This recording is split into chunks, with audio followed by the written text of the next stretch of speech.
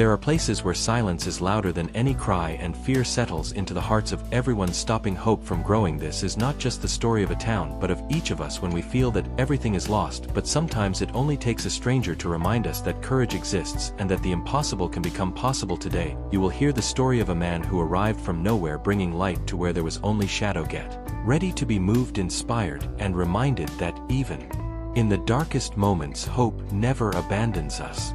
The wind kicked up dust across the desert, carrying the dry scent of the earth. Silence ruled every corner of the town. No one dared to speak aloud. Even the wind seemed hesitant. The streets were empty, the windows shuttered, and a feeling of unease hung over every home. Suddenly, a lone rider appeared on the horizon. His hat was low, hiding part of his face, and the shadow of his horse stretched across the streets. It was clear he did not belong to this town. The rider held the reins firmly, yet his eyes conveyed calm and careful observation.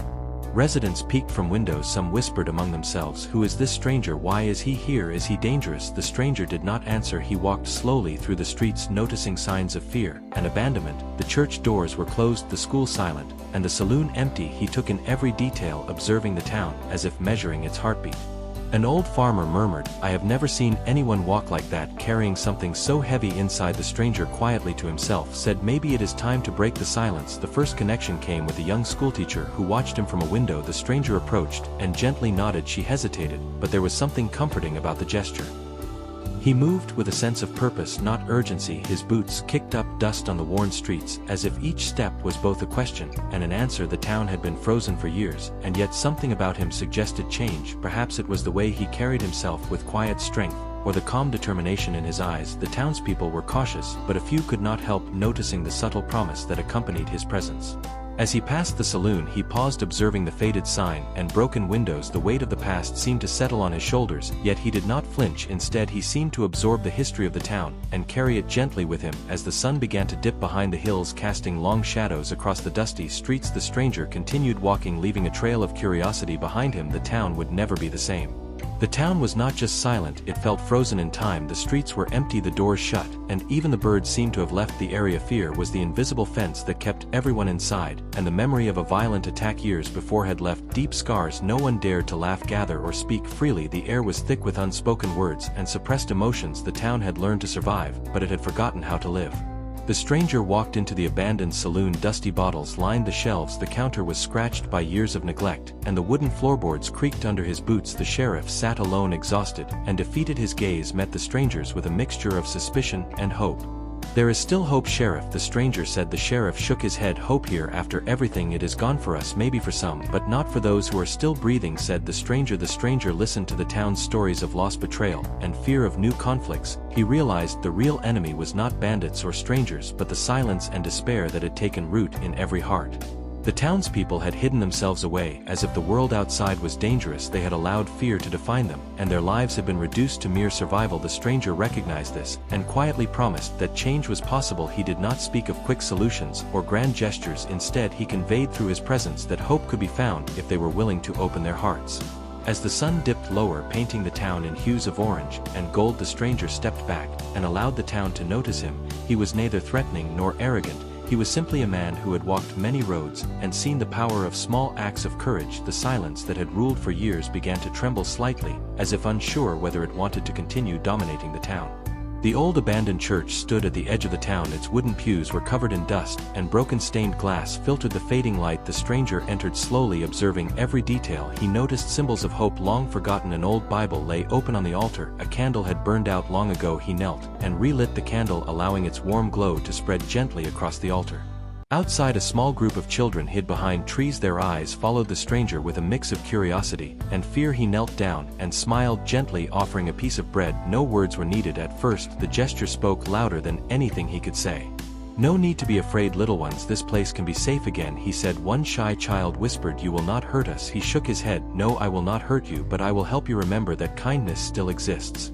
Word spread quickly that the stranger was not a threat. The first seeds of hope began to take root. Some residents still watched from afar, but the fear that had dominated their hearts for years began to show cracks. There was something about this man that felt different, as if he carried within him a promise that the town had almost forgotten. He walked through the town slowly, observing the streets, the broken windows, and the abandoned homes, yet everywhere he looked he imagined the possibilities. Small gestures and small acts could bring the town back to life, and he was determined to help them see that. The children followed him at a distance, curiosity overtaking their fear. The teacher watched quietly from her window, realizing that perhaps this stranger was the first true hope they had seen in a long time. In the town square, the sparse trees cast long shadows over the broken fountain as the stranger invited the sheriff and the teacher to sit and talk. He did not offer quick solutions or easy answers. Instead, he listened carefully, encouraging them and sharing small stories of courage he had witnessed during his travels.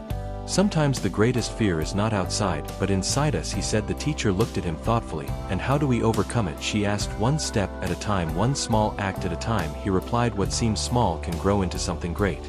The sheriff nodded slowly, considering the stranger's words. They agreed on a small collective action: reopening the saloon for one night, allowing the townspeople to meet, speak, and rebuild trust. The sheriff hesitated, but slowly began to see the value in this plan. The idea was simple yet powerful. A single night could become the spark that ignited the town's courage again.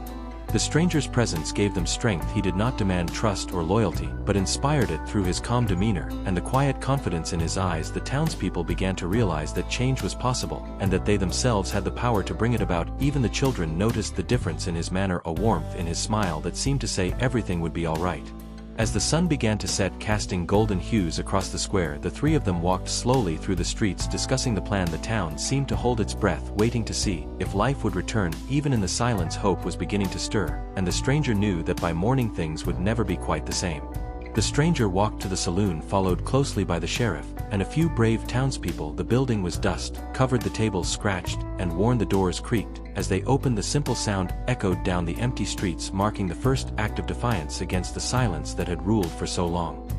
He began to clean the tables, moving with deliberate care, as if each swipe of the rag was a small victory. The sheriff watched, unsure of what to do, while a few residents lingered at the door, hesitant to enter. The stranger's calm presence reassured them that there was nothing to fear.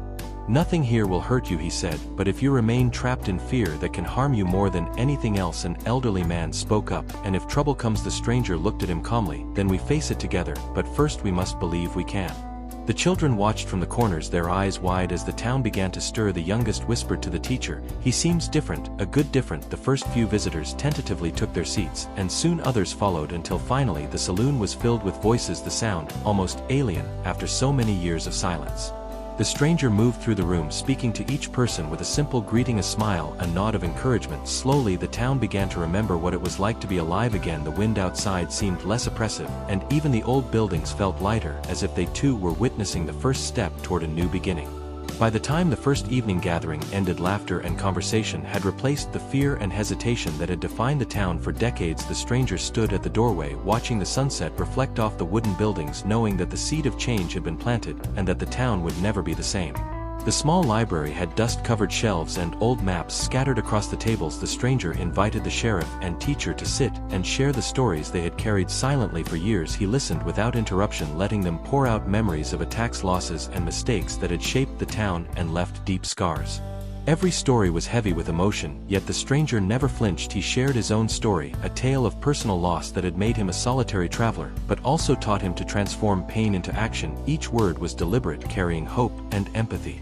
"Every town has its wound," he said. "Yours does not have to last forever." The sheriff looked at him. "But we have lost so much. How do we begin again?" "One small step, one small act, one gesture of kindness," the stranger replied. "Small things grow into great change." They decided on a ritual for the town. Each night someone would share a story of courage or hope. The idea was to remind the people that their voices mattered, that their memories and experiences could be transformed into a force for healing and connection. The children listened from the doorways as the adults spoke, and the town felt alive with possibility for the first time in decades. The stranger walked among them that evening, quietly observing the small gestures, the shared glances and hesitant smiles. Every detail mattered. Each act of listening and speaking was a step toward restoring the town's spirit. The night ended with the town feeling a sense of anticipation that change was possible, and that together they could face anything.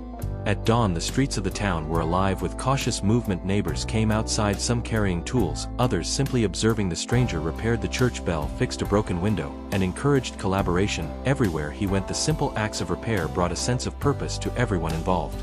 An elderly woman baked pies and offered them to those passing by. A small boy swept the saloon floor as if he had suddenly discovered a reason to belong. Each gesture, though small, had enormous significance, showing that hope could take root even in the tiniest actions.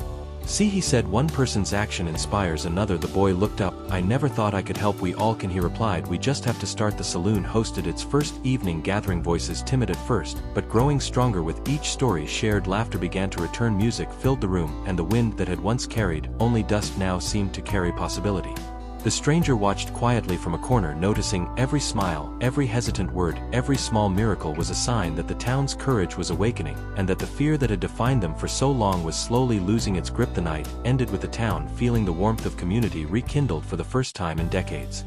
Not everyone in the town welcomed change. Some remained suspicious and fearful. They had grown used to the safety of silence and the comfort of staying small. A skeptical farmer confronted the stranger. He feared that stirring life back into the town might bring old conflicts or dangerous visitors. "You do not understand," he said. "We have lost too much. We cannot trust a stranger." The stranger looked at him calmly. "I understand more than you think," he replied. "That is why I am here, to show that fear can be faced together." The townspeople watched in silence. Tension hung in the air. The stranger did not raise his voice or demand obedience. He only reminded them that each small act of courage mattered. Even those who doubted him could see that life was slowly returning to the streets. The children played near the fountain, their laughter quiet but growing. The teacher encouraged the farmers and shopkeepers to join in simple acts like repairing fences or sweeping the streets. Even the most reluctant residents began to notice that fear was losing its grip.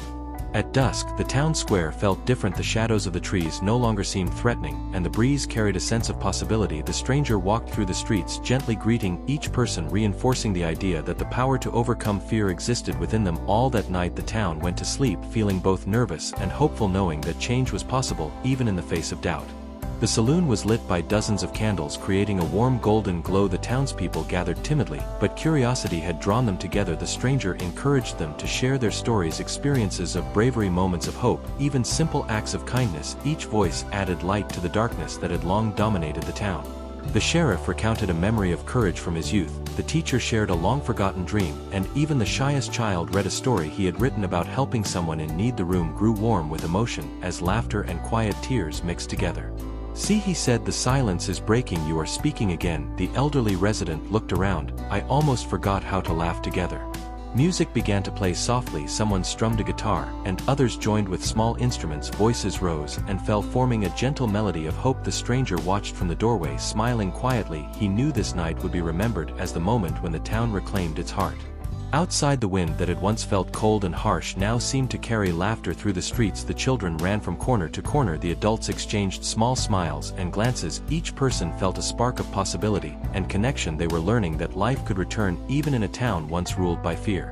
Life never comes without challenges. The town had begun to awaken from its long sleep when rumors spread of old threats revisiting the streets. Tensions between families resurfaced. Old disputes threatened to divide neighbors, and whispers of danger stirred anxiety. Once again the stranger knew the town needed preparation, but also courage. "Fear is natural," he said, "but we cannot allow it to control us." The sheriff asked, "Do you really think everyone can handle this?" The stranger nodded. "If you remember what you have already done, you can face anything."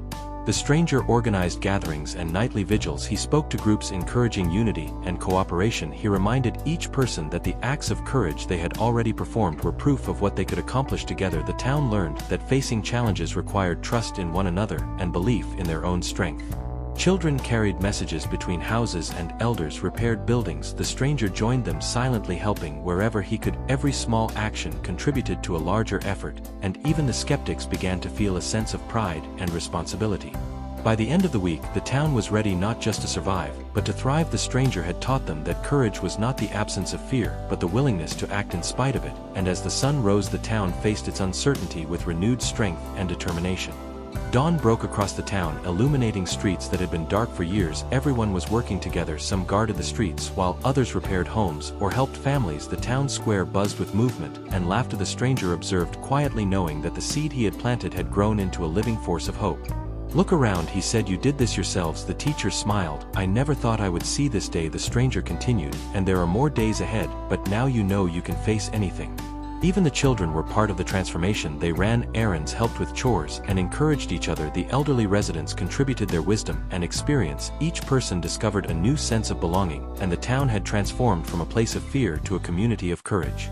The saloon hosted celebrations, music filled the rooms, and laughter echoed through the streets. The church bell rang for the first time in years, and children's voices carried across the town. The stranger walked quietly through the streets, taking in the sights and sounds, knowing that the town had found its spirit again. By evening the town felt alive with hope. The fear that had once dominated every heart had been replaced by courage and connection. The stranger watched the sunset over the horizon, knowing his work had created a legacy of resilience that would continue long after he had gone.